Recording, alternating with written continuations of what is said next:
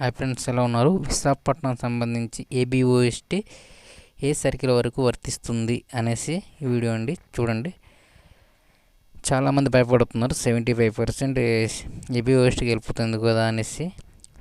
ఈ సర్కిల్లో ఉన్న వాళ్ళకి మాత్రమే వర్తిస్తుందండి. ఎంతమంది ఈ సర్కిల్లో కోల్పోయి ఉంటే అంతమందికి ఇస్తారండి 75%. మిగతాదంతా ఓపెన్ కేటగిరీ కింద పోద్దండి.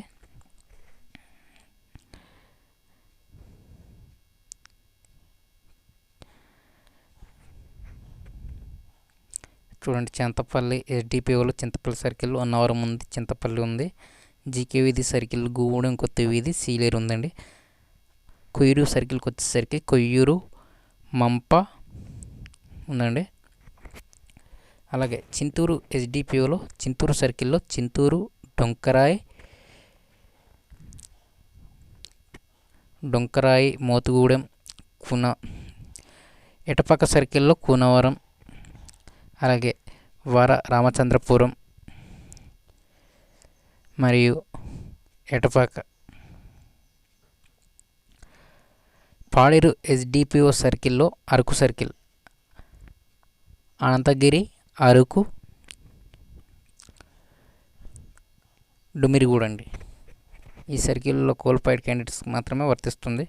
అలాగే పాడేరు సర్కిల్ వచ్చేసరికి పాడేరు సర్కిల్లో ఎస్డిపిఓలో జీమడుగులు సర్కిల్ అండి, గంగరాజు మాడుగులు, ముంచంగిపొట్టు, పెద్ద బయలు అండి.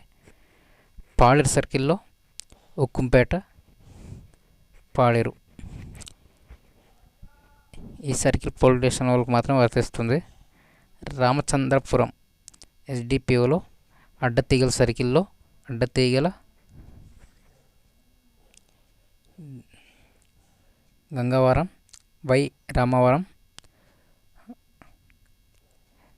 మారేడుమిల్లి సర్కిల్లో గుర్తేడు, మారేడుమిల్లి, మారేడుమల్లి.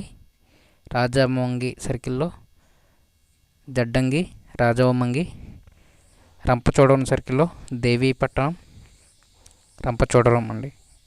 ఈ సర్కిల్లో వాళ్ళకి మాత్రమే 75% ఏబిఓఎస్టీ ఉంటుందండి. భయపడిన అవసరం లేదు.